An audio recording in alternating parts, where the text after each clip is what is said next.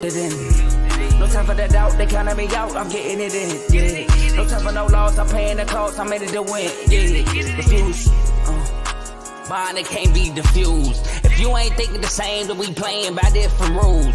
You can't see the vision, we living at different views. Until we complete the mission, keep getting up, never snooze. I walked a mile in my shoes, had the mind of a fool, chasing diamonds and jewels. Trust me, I was confused. Started minding my business and used my mind as a tool. Ended up finding my purpose and found the time to get to it. They told me I couldn't do it, they told me I couldn't make it. They sold it, could never break it. That's sadly mistaken. I need a piece of the pie, I want it so bad I can taste it. They told me like told me, keep on running, toes they gon' take them. Used to lose, built to win, applied myself, I felt it in.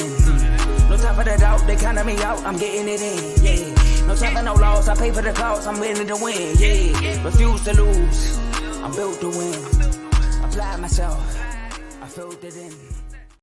Welcome to Refuse to Lose Sports. My name is Joe Jordan. We have a great show today. A lot happening in the NFL free agency market.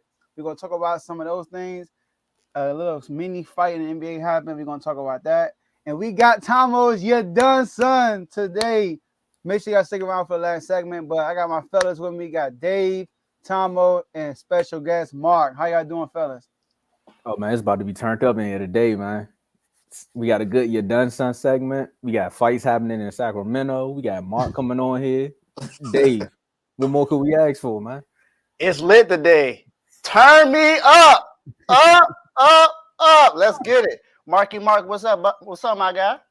We good, man. You just here just watching off-season moves. I like the way the off-season moves. You feel me? So okay. Bars. I see you. Let's get it. All right. And so look, y'all, before we get started, make sure y'all like this video. If you are on, hit that like button. Also subscribe to the YouTube channel if you haven't subscribed already. So hit that subscribe button. Share this video with somebody that you guys know personally so they can watch live with us. Y'all can be involved with the show, right? It's not something you watch on TV. This is something better. You can be involved. You can your voice matters. Use that comment section. We can see all the comments y'all be putting out. Like we saw the Stephon Gilmore one. Love the new Dave. Oh, okay. So we got shout out to Donnell on first, right? So use that comment section. We can see all the comments y'all be putting out throughout the show. We will be responding to y'all. And Dave, you already turned up. Talk about those IG chats we have going on. Hey, like they said, turn me up. But yeah, we got the NFL chat, NBA, Major League Baseball, college basketball, college football, and boxing. You know, we got that Garcia and Tank fight coming up soon. I actually know somebody who trains with Tank, so more likely we're gonna have him coming on one of these boxing shows real soon. My guy Fats, so shout out to my boy Fats. And then it's the NFL offseason. It's been 2 days, and we already got a lot of major moves. We got teams losing players, we got teams gaining players, teams resigning players. There's a lot going on. We got teams getting traded. We don't know where Aaron Rodgers is gonna be. We don't know when he's gonna make a decision. But hey, we got it all here for you. And you get all those news in those chats immediately. Like right before it goes to ESPN, right before it goes to Bleacher Report, right before it comes on Twitter, we put it right out there for you. So if you want to get in those chats, put your IG name in the chat section. That way we can add you to those chats. And we have a separate one, which we call the VIP chat, Refuse to Lose chat, where we pretty much debate, talk about everything in there. We chop it up. You know, we have a lot of people make crazy remarks. You know, Mark has been known to make a few, but he always comes with his defense. So, you know, Mark has sometimes, and then we had one the other day with Kev on the show, you know, saying that the Bills are the number one team in the AFC. So, you know, we had that one going as well. But in order to get into that chat, you got to have tough skin. So you got to make sure that you're active in all the other chats and active in the comment section, and then come on the show and let us know when you want to come on the show. After that, you can get added to that chat, and that's pretty much it. Make sure you come with your facts, though. Don't come in there BSing. Tell you that right now. You better come in there with your facts. Let's get it. And last but not least, enjoy the rest of the show. So we're going to kick it off and talk about Jimmy G. Jimmy G signed a deal to go to the Raiders, back with his offensive coordinator back when he was a Patriot. He left Dave's 49ers to join Back Forces with his offensive coordinator in Las Vegas. So we're going to just talk about our reaction to that. Do we like the move? Do we dislike the move? And I'm going to kick it off. So me personally, I thought it was a good move for both parties. I thought it was a good move for the Raiders because you bringing in a guy. Well, first of all, let's talk about Jimmy G. Jimmy G, obviously, there's not a lot of opportunities out there for him where he could walk in as a starter and have the potential to have a good season. A lot of these teams that's needed of a quarterback, not including the Commanders, because we weren't looking at Jimmy G, is they're not playoff ready, and they're not the teams that's looking at Jimmy G. The Jets weren't looking at Jimmy G. The Dolphins not looking at Jimmy G. Right, so him going to the Raiders is a familiar face. But Josh McDaniels, right? First of all, he needs Jimmy G, kind of. Let me tell you why. It's a safe pick. In his 3 seasons as a head coach, he hasn't had a winning record yet. All right? He's 17-28 as a coach. Well, we talk about post-cheating, he's actually 9-28. All right? Because he won 8 games while cheating. But so he's 9-28 really by actually coaching the football game. So he went and got somebody, even though Derek Carr is better than Jimmy G, he went and got somebody who's more familiar with his offense. Because obviously Derek Carr wasn't fit for his offense in his mind. So he got his quarterback. Now, my problem with the Raiders is not the quarterback, it's the defense. I mean, Derek Carr, he's been with them for years and he's never had a good defense. Listen, y'all, since 2003, the Raiders, right, always been 20th or worse in points allowed per game. 20th or worse. Only one season they were not 20th or worse, and that was in 2006. They were 18. So they've always been terrible on the defensive side of the ball since I can remember. So Josh McDaniels, I don't know. I'm not saying this is his last chance, but if they don't do nothing this year, all right. By the way, Andy Dalton has just signed with the Carolina Panthers. All right, he's with the Carolina Panthers. So that's a good backup, I guess. So if he doesn't make a jump this year, because they had a lot of double-digit leads going into the fourth quarter and the second half, and they lost it. All right, now it's the offensive woes and defense too. So I like it, but we'll see what happens. Talk to me, Tomo. I like what you did there. I knew you was gonna find a way to defend your boy just a little bit. Derek Carr hasn't had a good defense. I mean, come on now. They win the AFC. That makes sense, right? Going up against the Chiefs and stuff like that. But for me, it makes sense. Jimmy G definitely linked up with his old coach. Actually, he was the coach that got him paid because those 3 years that McDaniels was his offensive coordinator, Jimmy G looked good in that Patriot scheme. You know what I mean? Like, we see what they're doing now when Josh McDaniels left, even though he was cheating. And we all know he was cheating because people come out and say it on interviews. I'm not going to name the linebacker, but he said it, right? Meanwhile, oh, man, Matt Ryan just got cut. Yeah, I've been typing that. We talking about Jimmy G having a job and Matt Ryan getting cut. Look at the NFL. But like I said, Josh McDaniels got this guy paid. I also threw some shots at him yesterday as the show was ending. Look, they went out and got what's that boy name? Myers. They went and got Jacoby Myers. So they went and got a wide receiver / backup quarterback just in case. Receiver. Yeah, but / backup quarterback just in case Jimmy G gets hurt. That's why he ended up with the Raiders. Y'all know that pass I'm talking about. If you don't know, look it up. Meanwhile, they got rid of the tight end. One of Jimmy G's best weapons is a tight end. And you get rid of one of the top 5, like top 10, maybe top 5 tight ends in the league. You know what I mean? Like, that's going to hurt a little bit. But we'll see what happens. I think this is a good fit for him and his coach. I also agree with what you said there, Joe. If it don't work out, McDaniels, you're done, son. Dave. Hey, I can't wait till Thursday because I definitely putting somebody in the doghouse. That's all I gotta say. Definitely put somebody in the doghouse. But yeah, this is what I predicted when I knew that Jimmy G was not gonna be there next year. I said once I knew that they was getting rid of Derek Carr, I said Jimmy G's going there. That's familiarity. He knows the offense. He's not gonna go nowhere else. And I for one didn't think that even if Tom Brady was going to play, that he was going to go to the Raiders. That was just me. But he goes to an offense that he knows. The only thing now is, how is Devontae Adams going to feel? Yeah, that's a good question. Because he has no one to throw him a deep ball now. And most of his routes are going to be slants, post routes, or screens. Oh, he's gonna be AJ Brown. Dang. Threw me off a little bit. But you know, that's Tomo's comment. That's not me. I didn't say that. That was Tomo. So just for clarification. But I see this offense pretty much being the same way it was. The same. Well, no, because I think Jarrett Stidham has a deeper arm than Jimmy G. But it's going to be similar to when the Raiders had played against the 49ers last season when we won that game in OT. And that's because Stidham knew the offense. He knew how to get receivers open. And Jimmy G's the same way. Jimmy G's not a bad quarterback. I never said that he was trash. He's just not good enough to get you to where you want to be. You know, if you're dependent on him to win a game for you, then you pretty much out of luck. Because you got to make sure you have a top 5 defense for one. The Raiders don't have that. You got weapons for him, but is he going to be able to reach those weapons?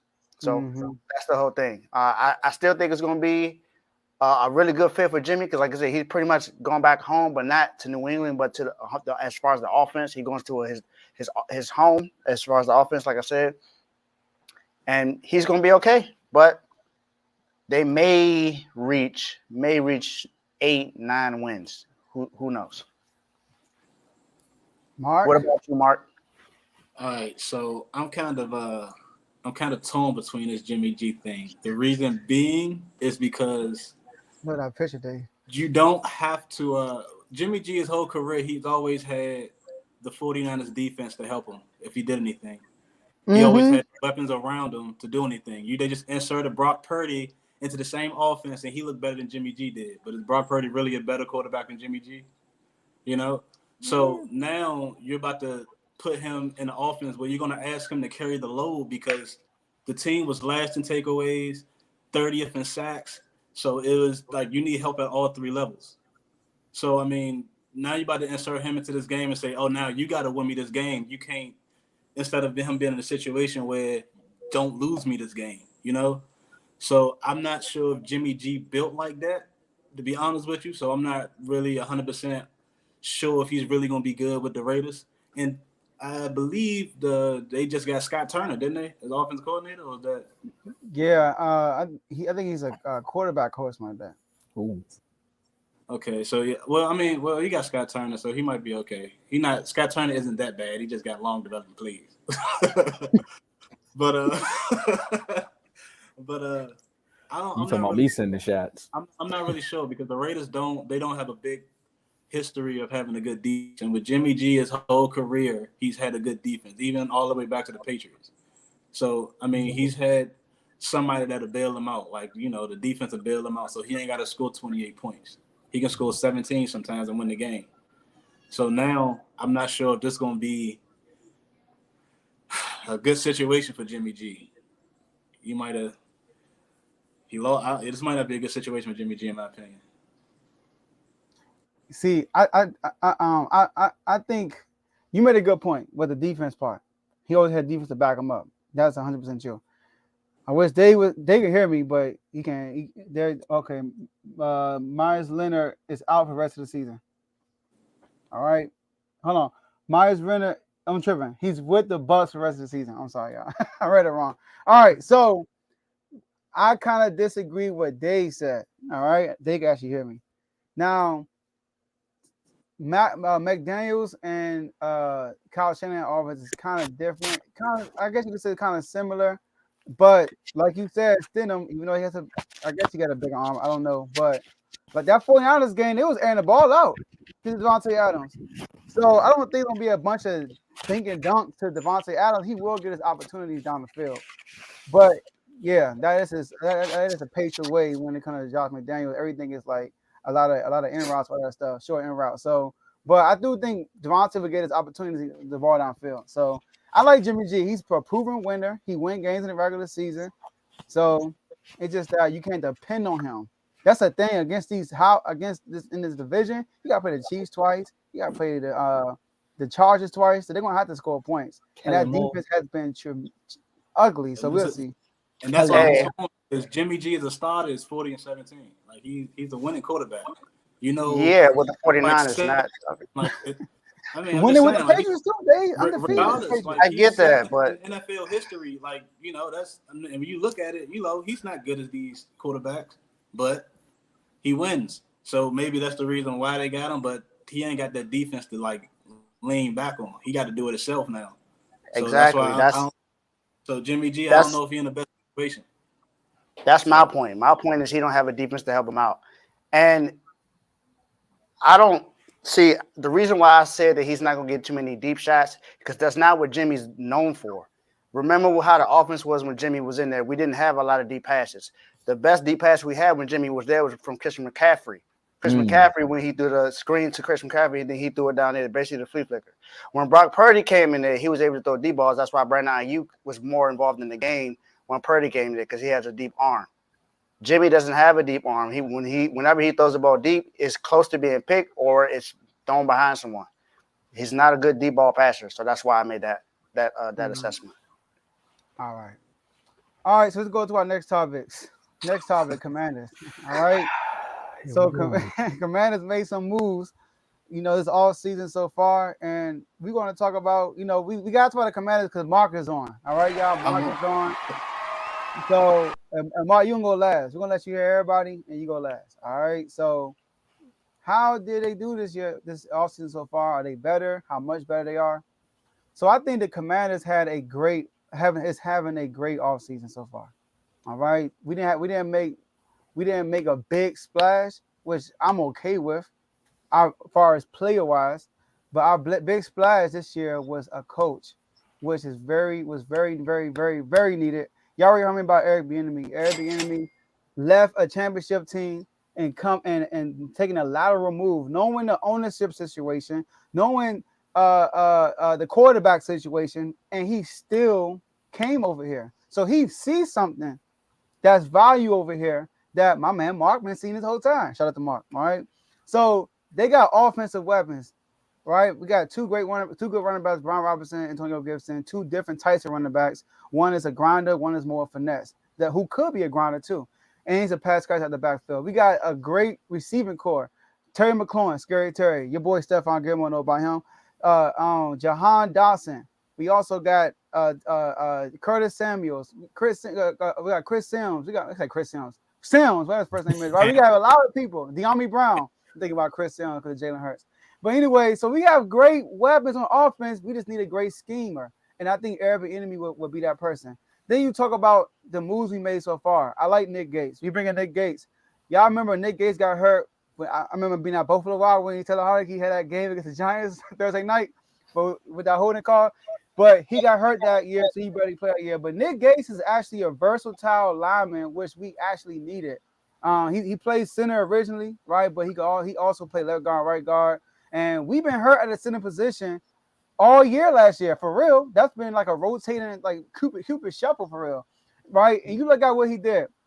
Nick Gates allowed 1 sack last year, which is awesome. In 2020, he allowed 0 sacks, 0 QB pressures in 2020.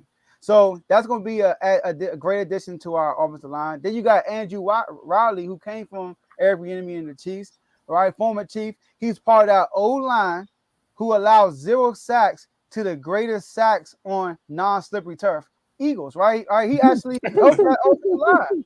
He was a beast on the offensive line, so he's going to be the addition to us. And then I like Cam Dantzler from the Vikings. Now, we're not getting him to be a Josh Norman, right, and stuff like that. He's another addition to our cornerback crew because we need depth at that position. We had once one person went down, you can kind of tell in some games. Well, every time St. Juice went down, you can kind of tell that he wasn't there, right? So I like getting him. And Kobe Barton. Kobe Barton last year with the Seahawks, he had 136 tackles. He was a second leading tackle on their team. So we're not asking these guys to be superstars. They are adding depth to our defensive side of the ball. So I like what we have done so far. So talk to me, Tom, what you think? Here y'all go again, man. Here y'all go again. But this time y'all doing the right thing, man. Y'all actually building a team around what you need. Just one quarterback piece away. I don't know how y'all feel about Sam Howell, but I know how the fan base felt about Sam Howell going into that after that preseason game. Y'all was like, man, we need to start him. And now you can no longer worry about Taylor Heineke because now he's in Atlanta. You know what I mean? Look, I had to catch myself. I was saying too much good stuff. Man. But look, Eric Bieniemy joining. What's your offensive line was ranked 26? That was a passer blocking rating of like 61.7. Last year, I told you y'all was doing the Cupid shuffle with the offensive line, but once you actually found the pieces to be in the right places, y'all actually started running the ball better. I.e., that 50 attempt game against the Eagles definitely looked better there. And you got the outside weapons. I think y'all still got your tight end. Right now we do, but we probably won't keep him. Okay. So with that, again with the offensive line and Eric Bieniemy's brain power, I see you all being a potential threat, but I'm still worried about the quarterback. Like I like what y'all did with Deron Payne. Y'all did the franchise. Y'all did it the right way too. Y'all franchise tagged him, then you signed him. It's like we're not even about to play. We're not even about to play no games. We're gonna franchise tag my man, then we're gonna sign him. Not like some other teams off the Parkway. But look, I like what the Commanders are doing. It's still Thursday, still coming. So we'll see what happens in the offseason. But right now, y'all are definitely winning the offseason. You and the Giants. I say you and the Giants are neck and neck. Dave. Yeah, I can kind of agree with that last statement. It definitely feels like, but in that division that they're probably winning it. But let's not forget what the Bears just did for Justin Fields. I feel like they definitely are, if not one of the top few teams that are winning right now in free agency as far as the moves that they're making, along with those draft picks they got for the number one overall pick. So that helps out. The Broncos. And yeah, that's why I had to keep it to the East because a lot of people winning. A lot of teams are winning. The Bears winning the most to me. Them and the that's what I just had to bring it up just because Justin Fields is Miami Dolphins. That's what happens. Yeah, Dolphins too, but I just wanted to bring up the Bears. Cowboys. It's like nah. Hey Mark, you want to get kicked off the show, man? You got here. So I like the moves. I wasn't. For me, looking at the Commanders, I wasn't more so worried about the defense for real. The defense is solid. I think the defense was good. The defense was good last year. Mm-hmm. They improved after like week 5. They've been pretty good since that week. And they added depth, which is good. You need that because injuries happen all the time. Trust me, San Francisco knows exactly how that is. So injuries happen all the time. So you need extra bodies out there and solid bodies. You don't just want to have somebody that's on a practice squad come up and then play because then who knows what their productivity is going to be. So it helps out with that. But the O-line was the issue, and that's what they actually addressed. I think that's a big win, just because they addressed the issue that was at hand. The O-line was, like you said, Cupid shuffle. They were shuffling around like we was out here playing blackjack or something, or playing spades, shuffling the cards around, man. But now it seems like with Eric Bieniemy coming over, he brings a great offensive mind, and he knows that the offensive line is what helps out everything else. So once you solidify that, you add a couple pieces in there, you pretty much got what you need. Now all you need is to see exactly how your quarterback is going to play with this offense. Mm-hmm. And he is pretty much still a rookie because he only played one game last year. Now it's the last game of the season. So, but that was a great game. It was. But I'm still going to I still consider him a rookie because he hasn't had a full offseason of controlling the offense, being thrown to the number one team, playing preseason as the number one quarterback. So it's going to be a little different for him. So we'll see how it works with this offense. But I like what they did as far as addressing the offensive line. Just that part alone, it's a huge passing rate on the offseason for the Commanders. What about how you feel about this, Mark? I know you got something to say. So how you feel? Yes, I do. I didn't even get a chance to even get on and talk when Eric Bieniemy was signing to Washington, all the good stuff that he said, and I wouldn't be surprised if Washington actually used their first round draft pick on an offensive player. I know everybody thinking, we're going defense, cornerback. If he's there, I feel like Georgia's tight end, Darnell Washington, his name, I think. But Georgia's tight end. If we draft him first round, I think that'll be that's a likable pick. Like that'll be the only person I'm probably cool with not drafting as with them picking up the 2 O linemen, they drafted 2 of the biggest needs that we had on the team in general. Inside linebacker is next, and I know we got our eyes on the linebacker that played with the 49ers. also, what his name? Al He just signed with the Titans. Yeah, he just signed the He just Titans signed- today. They had his eye. They had their eyes on him, and then they had their eyes on Drew Tranquil as well. But they also got Jamin Davis, who almost had he had a good season. Washington is really they're making great moves right now, and they're already settled. They already know what they're gonna do at quarterback, and it's being slept on because depth wise, we're the only team that really didn't touch free agency when a player got hurt in our division. Not the Eagles, but but if we do end up taking the tight end in the first round, and Eric Bieniemy get his weapon, and then Sam Darnold. I said Sam Darnold. I'm sorry, Sam Howell, because I wasn't really too big. I wasn't too really big on him. I'm still not big on him. I just believe in Eric Bieniemy. I believe his offense can work no matter who we throw out there. Just like with the San Francisco 49ers. I feel like we're built similar. So I mean, I ain't say we're the same, built similar. So. You can throw a quarterback in there, and they might be able to do something. They should be able to do something with the pieces we got around them. Offensive line, we defense, you're already top 3. You got play. We re-signed Payne, which is probably the biggest thing that I told in the whole all season. This is what we need to do. Re-sign Payne. I don't care about nobody else on the defense. Re-sign Payne. In my opinion, he's our best defensive player.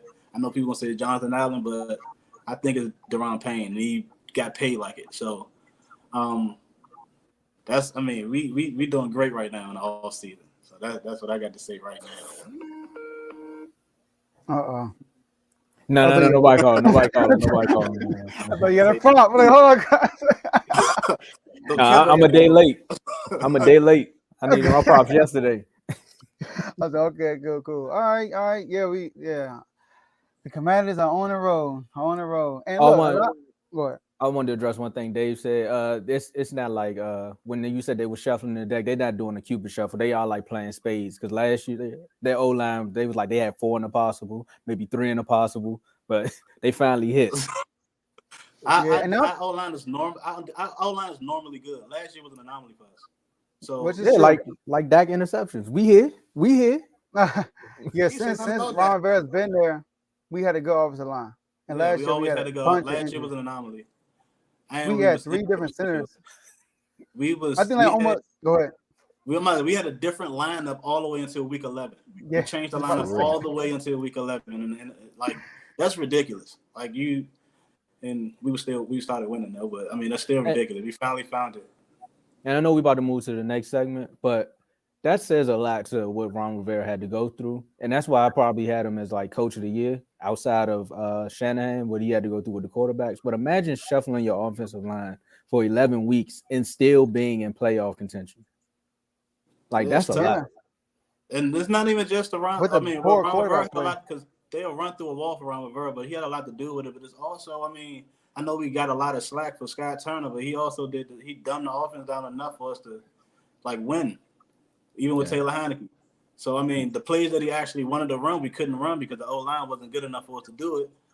And he never switched up. And that's why he had to go, because he didn't switch up. He didn't keep the same offense. So that's why he lost his job. And now Eric Bieniemy, he is the head of the whole offensive side. Ron Rivera don't have to worry about this anymore. So once he gets he don't got to worry about this anymore. So now he gonna get his assistant, Eric Bieniemy. I feel like they still finding somebody for him to have his assistant. And but Jack Del Rio, Rivera's only worried about the defense now. We was already top. We was a top 5 defense last year with hurt players. Now from the beginning, we gonna see what's really good. So injuries are part of the game, but it's all about depth and who you got playing. Behind that person. And I feel like we are really in a good position. We re-signed Danny Johnson. I don't know if Joe said that, but he's been clutch a lot with us on the defensive end. That's why you didn't hear anything about the cornerbacks when William Jackson went down. They actually got better. So Danny Johnson, St. Juice, and Kendall Fuller. So it was. St. Juice got a big time last year. I'll give you credit on Kendall Fuller. Because you said that he was good and he actually improved himself last year. So I'll give you credit. I remember when you said that. And Curl. Oh, yeah. He improved. Curl. Cam Curl is the best secondary player we have. When he came back, we was the best defense in the NFL.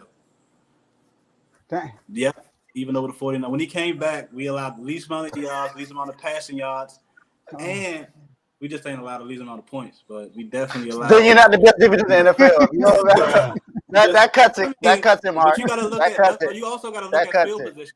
That cuts it.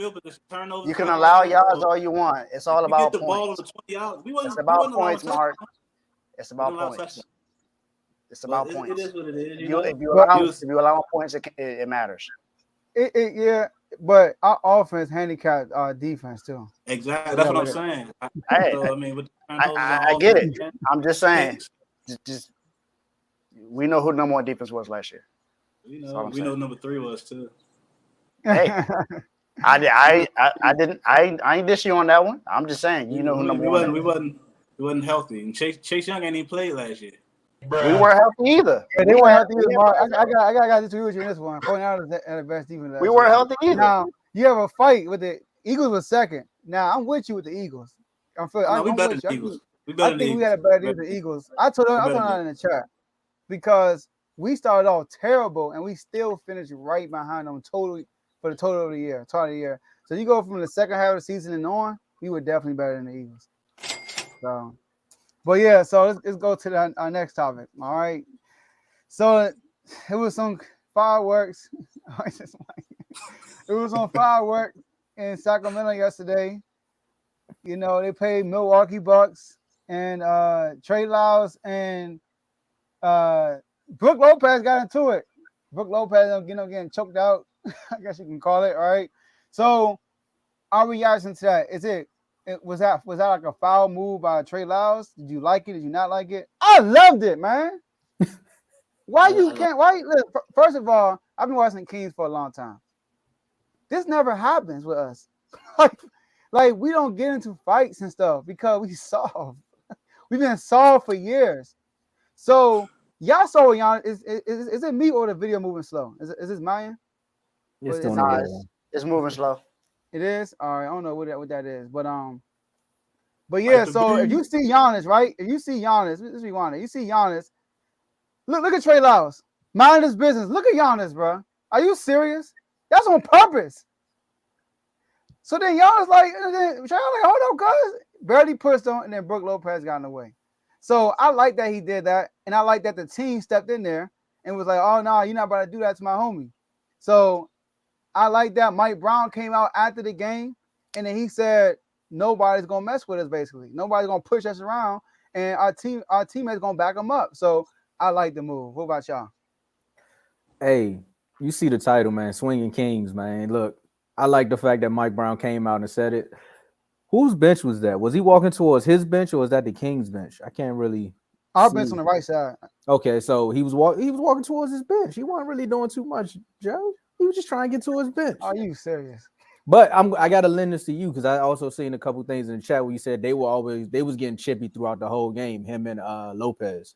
So it probably did it seemed like it did boil over. Like he was telling Giannis, like, come on, bro, why you doing all this extra stuff? We already losing. Like, relax.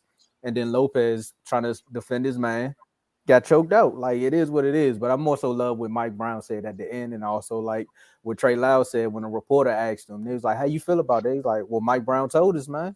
He riding for us. And as that being my coach, I want to ride harder for him. But look, Mike Brown, coach of the year, man. He making moves. He making the Kings out here swing on people. I like it. And I wish he would have connected because then Lopez probably would have got suspended. But then, no, they got to play the Pacers. They don't play us yet. Lopez, keep playing. Dave, take it away. Hey, that's when they said Joe out here promoting violence. Come on, Joe. Can't be doing that, man. Can't be doing that, man. But I can see both sides of this. I can see how people would think that Trey Lyles was doing a lot when he pushed Giannis. I could kind of sort of see that. However, it's clear to me that Giannis purposely dribbled the ball in front of him when it wasn't necessary. Honestly, he could have kept dribbling forward like he was before and just let the time run down. You already won a game. It's no point. Look at that. Game is already over. So just dribble it up front. You see him walking that way. There's no point of doing that. This could have been avoided. Look at Now, the push is because he's like, okay, you're gonna dribble in front of me. I'm gonna try to steal a ball. I wasn't gonna do that. I was just trying to walk off peacefully and just let the clock run out. You didn't have to do what you did. So I understand how it was. That's pretty much all I really got to say about it. Just from my view, I think it could have been avoided. Giannis got to do better, and then don't let your man get choked out. Giannis, you let your boy Brook Lopez get choked out. You walked over there with the ball in your hand, looked at him, didn't touch nobody, and walked back off. Come on, Giannis, you got to do better. You're supposed to be this tough guy, so come on, you got to do better than that, Giannis. That is Mark. I'm looking at the graphic again. It's just can't believe the Kings did that. You don't expect this from the Kings. You don't expect nothing from the Kings, really. This is the first year they actually been good since I can remember. So I mean, they should have been bullies the whole time when they wasn't good. But they're good and they're actually fun to watch. They like the bet, like they really are. They're really fun to watch. Highest offensive rating in NFL, NBA high offensive rating, and they got clutch players and Trey Lyles, he ain't want to look like a light skinned guy, he ain't want to look sweet. That's what it was. So, them getting into it, I don't really see them thinking, oh, this team's soft. I mean, I feel like whatever you feel about the Kings, you still gonna feel like that about the Kings. Just man to man, you still gonna feel like that. But just for them to put on they haven't done anything like this all season. So it's like, yeah, you finally get to see some tough grit with this team. So not even with the team, with this player. Because, I mean, it ain't like it was the main two. It wasn't DeMontis or De'Aaron Fox. I think if it was one of them two, it'd be a whole completely different. I think everybody would be more looking into it more like, okay, but it's not. It's it's the bench player. So, I mean, I think did it make them look a little? It make them look legit. It make them look like more contenders. I put it like that. It make the Kings look more like contenders. Like they ain't have to be walked over. I don't even care if I'm losing. Y'all ain't about to sit here and walk over us. So that's how I feel about that situation. It's actually making me, I ain't gonna say a fan because it's all 1 year, but all I can say all the time is light the beam. Like I say that regularly. Light the beam. Every time something good, light the beam. That's what it is. No, I kind of want to say something about this. I'm not saying like a tough guy as far as like fighting. I'm talking about just the way he plays. He's a physical player. So if you're a physical player, you're considered a tough guy. So that's what I mean by that. I'm not talking about as in like fighting. I'm just, you get the point. Giannis knew what he was doing, bro. Like he literally. Trey Lyles literally pushed him. Yeah, he pushed him in the back. So and then you see the push. He didn't even extend his arm. Giannis kind of like he flopped. First of all, he didn't even extend his arm. It was like a short arm, like a T-Rex push. And then Lopez got in his face. I'm not saying Lopez is wrong. That's what you're supposed to do. And Trey Lyles not wrong. Trey Lyles pushed him out of his face. Like, what you think this is? Like, so that just showed me like yes, because if y'all watched that game, it was a playoff atmosphere. Playoff atmosphere. The Bucks were fully loaded. We were fully loaded. First time we play like fully loaded team with the Bucks. First time we playing. Giannis killing us, but we was winning the whole game. And they came back in the third quarter. And Middleton played good, all that good stuff. And Lopez was chirping the whole game, like one of y'all said, a whole game. So I'm with that, man. Bravo, good job, Sacramento. Good job. Hey, and look, Joe, you said you wanted your team to be on ESPN and be talked about a little bit more. I think Trey Lyles heard you. He said, "I got you, bro. Watch this. They're gonna have to talk about us now." And lastly, what Mark said something was key. It wasn't Sabonis that did it. It wasn't foul. Like people like he shouldn't do that. That's the guy you want to do it. The guy who, if you lose him for a game or two, it won't hurt y'all. It won't hurt you. Now, if Lopez lose a game, guess what? That's a start. Lopez is the reason why the Bucks are the Bucks. Obviously, Giannis. I get Giannis, but I'm talking about he is a perfect big for Giannis. He's a shot blocker that will clog up the paint on defense, so Giannis ain't got to do that. And he can stretch the floor out. Like, he's a perfect person for Giannis. Because of Lopez, they hold Milwaukee machine runs. So if he misses a game, that would be devastating for them. Trey Lyles miss a game, he's still good. So I like it. But nah, they need to wait a couple games before they drop that suspension. I need the Pacers to lose to the Bucks. I remember what you said yesterday, Ty. I remember. Talking about some easy They Oh, money. yeah, gonna we're lose gonna track anyway. that. We're gonna track that pace of the Wizards jump rest of the season. We're The gonna most track exciting 11 seed race ever. it. Follow. Look, bro, speaking of the most exciting, this is one of the most exciting segments of all the sports. It is a "You're Done Son" segment. Tomo, take it over. Look, man, I told y'all, man, every week it's all fun in the sun until you end up on "Yeah Done, Son." And this week's "Yeah Done, Son," man, I know I'm gonna build a lot of enemies with this one, man. I know a couple people called me last week about the John Wall, and it's like, why you do that to your boy, bro? But look, man, sometimes you gotta sit your man down on the couch and let him know it's getting ugly out here for you. But this guy's been with the Ravens organization for a while. I'm gonna give you a rundown of his career run. He was a player personnel assistant. He was an area scout. Then he did director of scouting, college scouting. Then he was like the director of player personnel. So you would think he would be close with the players, right? Then he was the assistant general manager. Now he's the executive vice president and general manager. For those who don't know who I'm talking about, this week's "You're Done, Son" award goes to Eric DeCosta. Eric DeCosta, come to the front of the classroom, son. You got to go in the corner. You had one job. You just got one job to ink a max deal with your franchise quarterback. That franchise quarterback is Lamar Jackson. We talking about 2019's MVP. He made first team All-Pro. Then he was a two-time Pro Bowler, and he led the league that year in touchdown passes. It gets no easier than that. All you gotta do is just walk up with the contract and a pen. He should just be able to sign.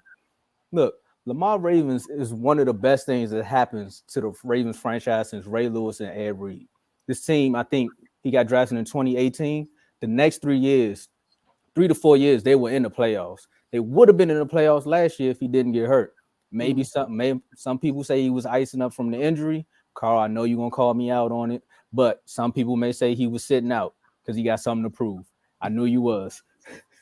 But look, they gave this guy a non-exclusive franchise tag for over 32 mil. When you got quarterbacks out there like Kirk Cousins, who's getting fully guaranteed contracts, you know, Kirk Cousins was one of the first quarterbacks to ever sign a fully guaranteed multi-deal, a 3-year deal for 84 mil. Like, just look at that. That's all his money. He walking home with that. He could have broke his finger and he walking away with that. Then they let Deshaun Watson pop back up in the league, and they let Cleveland shake the league up, and they gave him a 5-year, $230 million contract with a signing. That's the 5-year, but imagine what the signing bonus is. Look at the signing bonus. Another $230 million, fully guaranteed. That's his money. Deshaun Watson ain't played in like 5 years. I mean, I know the highlights look good. They probably had him on Madden when he was with the Texans. But Eric, what you doing, man? Look, pick up the phone, call Lamar, and say, look, man, we're going to get you some wide receivers. We're going to bring in some more defensive players, and we're going to get you a little bit more of an O-line. Because right now, you're not helping this guy at all. You're not even helping his case because the weapons that he put out there, he shouldn't be playing at the level that he's playing at. But Lamar still show and prove every time. And like everyone says on the show, he's going to play on that franchise tag, and he's going to show and prove again. So, Eric DeCosta, you earned this. You're done, son. All right, Tomo.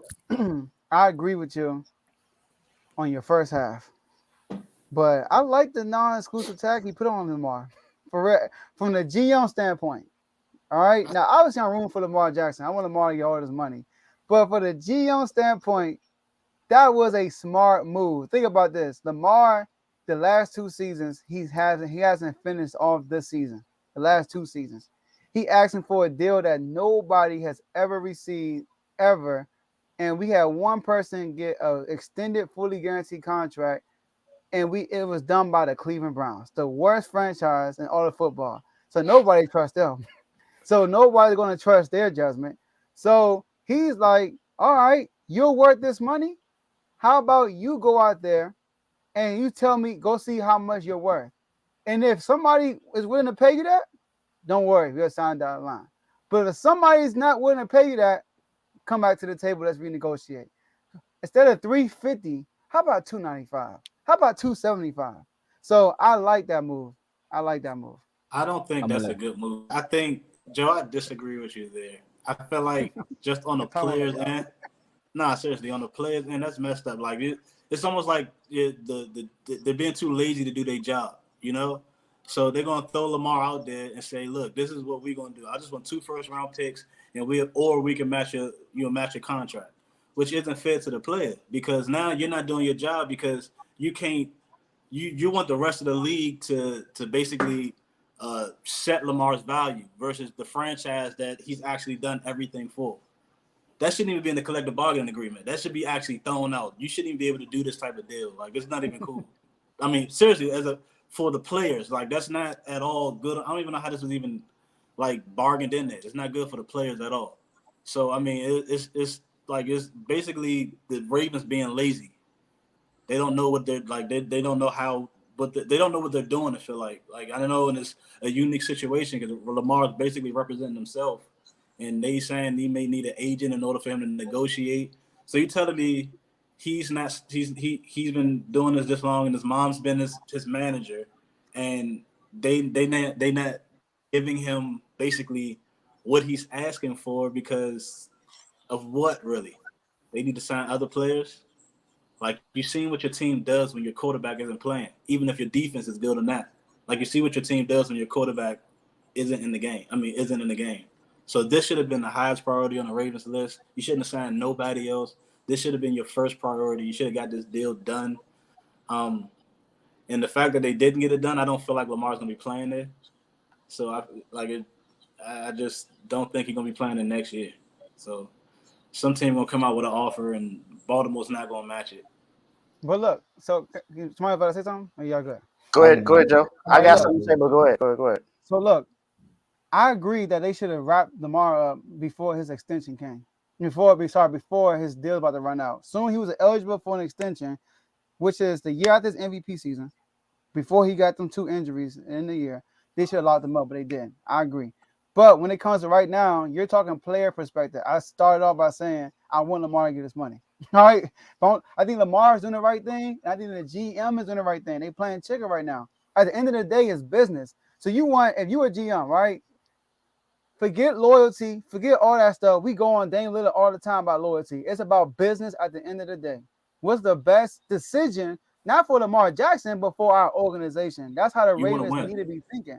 Yes, you want to win, but you want to win for a long period of time because they just saw Lamar Jackson not finish 2 seasons in a row. So we get this dude fully guaranteed contract. There's a high chance for the 3rd season in a row he won't be playing at the end of the season. And we still have to pay this dude.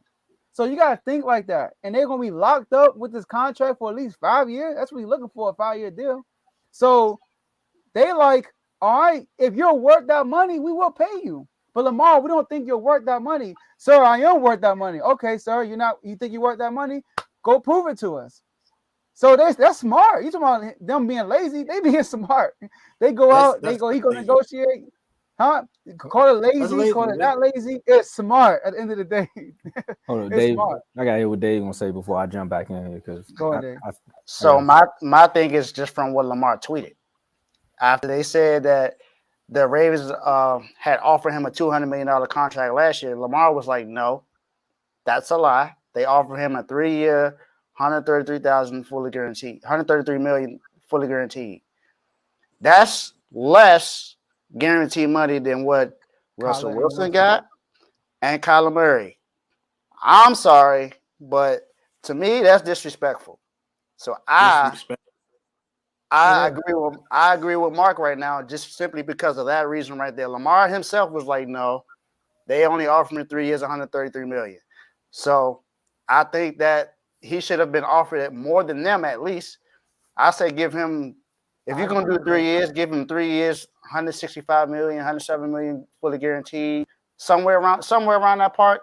He shouldn't be getting paid less than Kyler Murray, who hasn't won a playoff game. Hey, Daniel Jones. Daniel Jones got $45 million a year. How many? No, he didn't.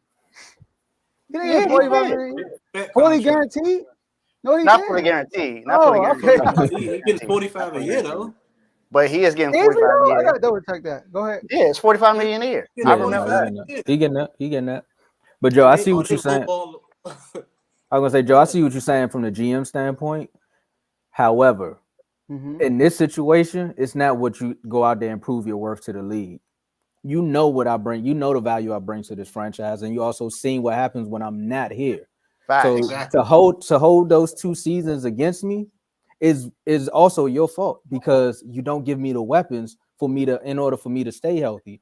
If I had the proper receivers on the outside, I wouldn't have to run for my life every time I had the football. I can actually make the throws. So you're not helping me help you either. So how about you watch the tape and see what I can do with nothing? You give me something. You give me my money first and then give me something. I'm sorry. They drafted 2 receivers. They drafted Bateman, but Bateman's always hurt. And they drive. What's the other dude? What's the other receiver they got? Hollywood Brown? No, not Hollywood Brown. Can't think right now. Javon, we call him a kick returner. That's all right. Bateman. I thought you No, said it's another dude. I can't think of his name right now. Carr got me in the comments though. So yeah, 4-year, 160, which is $40 million a year. Still, So that's not 40 million. but that's not fully guaranteed though, because people gonna say they pay Roquan Smith. I didn't say it was. I didn't say it was fully guaranteed. Not you. People that they pay Roquan Smith. That's not a fully guaranteed contract. Roquan Smith got. So I agree with you, David. What you said, they should but I think what the Ravens is doing though, they lowball his contract. So when Lamar goes and sit with other people, that's a bar that the Ravens did, and the other teams gonna give him a little bit more than that. Now the Ravens would have offered him 250 guarantee. Guess what? Every other team gonna give him more than that. So I think the Ravens did out, and then the Ravens leaked that out. They leaked out. Lamar turned down such and such. So I think that was all part of the plan. So if you think about it, they are being smart. Duvernay, they are being smart with this whole situation, but it's risky though, because they might lose Lamar. But I think they're willing to lose Lamar if he if might match the contract, get the contract, they will match it in my opinion. They're gonna match it. They just want to see where his worth is. But They see don't that. believe it's But see that's I agree. His, I think his some, worth I think is more somebody is. than Deshaun Watson though. I'm He sorry. is, but the Browns I did think it. somebody's though. going to. I think somebody's going to match it because no team is going to give him a fully guaranteed contract. I fully believe that no team is going to give him a fully guaranteed contract. I think they will when he. It might not be fully guaranteed, but there's got to be a high number of fully guaranteed dollars.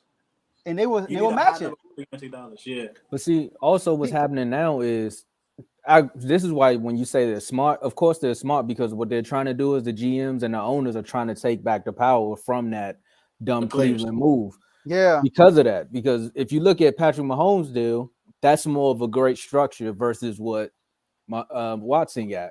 So now if I'm Lamar, I'm like, I got an MVP. I've been an active player for these amount of years.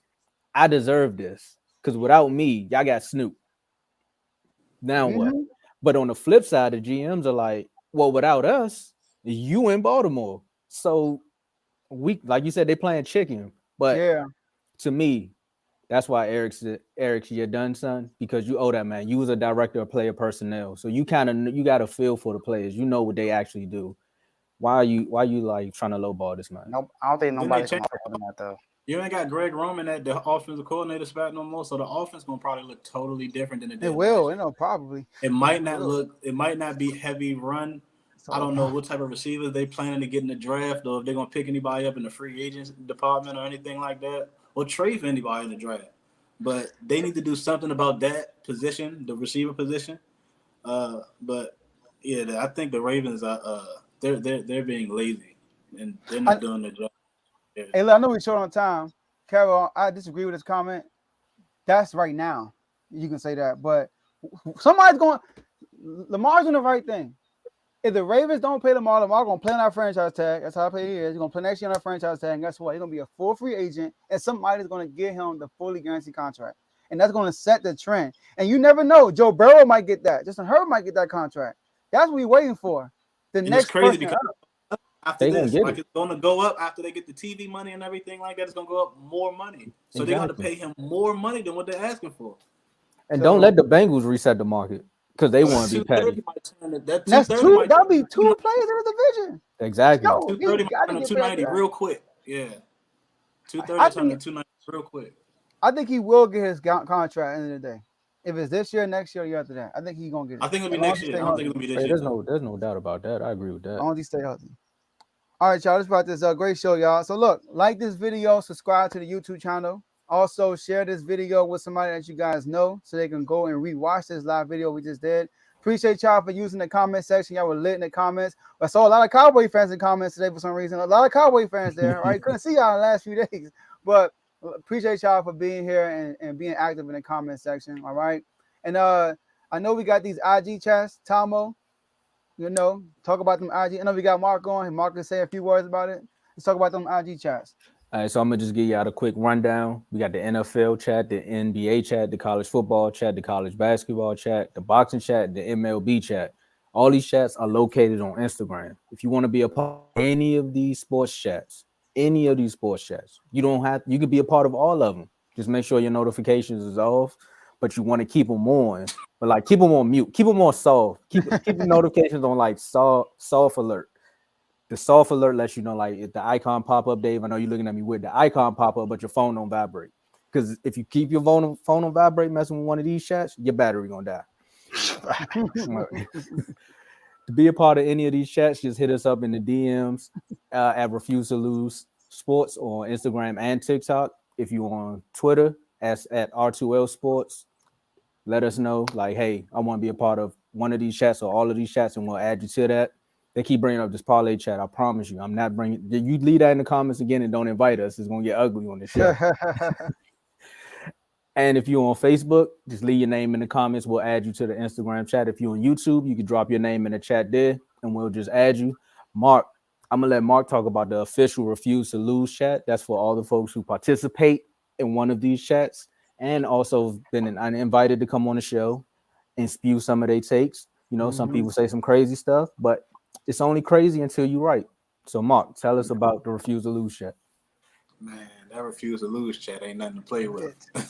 Like you said, keep your phone on the soft mute if you is a part of it, because we talk about everything in there, man. Like, we talk about stuff that other people are afraid to talk about. Somebody throw a bold take out there and we discuss it. That's what I really like about it. It's just not one opinion. It's 1,000 opinions. So, I mean, it's also with the Refuse to Lose chat. You can when you get on the show, you got to come correct. You got to have your wits and know what you're talking about, because they will make you look stupid really, really quick. Yeah. Even when you feel like you're right, they still try to make you feel like you look stupid. So the Refuse to Lose chat is goated. It is. You got to get in that chat. Yes, sir. Yes, sir. All right, y'all. Let's wrap this thing up. Get some quick last words in. Eric Minimi, keep doing your thing. Hey, Sacramento, we lost to the Bucks. That was a big test, but we needed that win. But hey, we cool. We learned from it. And guess what? We the third seed. Memphis, we need y'all to lose. Can y'all beat Memphis? They ain't got John Morant, bro. Why do they win these games? They keep running the teams that they play. They play Kyrie. There's Mavs without Kyrie and Luke. I'm like, come on, bro. Like, I'm trying to get some L's off these people, man. So we need that second seed. We need that second seed. Yeah, the Wizards to come to the 10th seed, at least. Come on, Wizards, make the play in. Hey, all I gotta say is Miami Heat. Come on, let's get another W. We got to do something. We in the 7th spot right now. It looks like we're a little too far to make the 6th spot, but we gotta make some shape. Do something. Turn the Heat up somehow. Not the bench, we don't have them, but turn the Heat up somehow. San Francisco, keep making moves. I know we just made some more cap space. Make some moves. We still got some other pieces we need to fix up. Let's do that. And then Duke, NCAA tournament starts today. Let's get some wins. He said Duke, so I got to shout out to the Terps, man, and shout out to Howard, HBCU. Why you gonna throw up the L for Howard? It's Howard, man. I'm not doing that for Howard. That's for Maryland. Nah, your timing was off. Look, man. Shout out to the Bisons for making the big dance, man. I know it's a celebration right now. Also, Cowboys. I mean, y'all shocking me every day. Keep doing that. But Wizards, matter of fact, I ain't got nothing to say about the Wizards. Wizards, y'all got to win tonight. Thumbs up, Wizards. Joe, I want to give you a shout out for that intervention we had earlier in the chat. These are one of the things you'll get in the Refuse to Lose chat. Because if you hate your team, somebody gonna tell you see the positive in it. That is true. You will teach you how to be a fan. Man. They're gonna walk you off that plank. They're gonna walk you off the ledge. They're gonna like, nah, man, come back, bro. It's okay. Therapy session. All right, y'all. That's all we got for y'all today, and we'll see y'all next episode. Peace.